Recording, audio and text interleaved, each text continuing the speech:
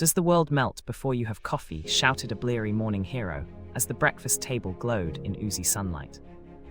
The living room pretended to be lava as the weary sleeper stretched a dramatic arm toward the ceiling and summoned a tiny heroic pose. A mug trembled, a toaster fizzed, and the walls shimmered like wax as the scene volleyed between coffee fantasy and alarm clock reality. Passers-by in the background carried imaginary icebergs, while the hero winked, declaring the melt a playful warning to the day.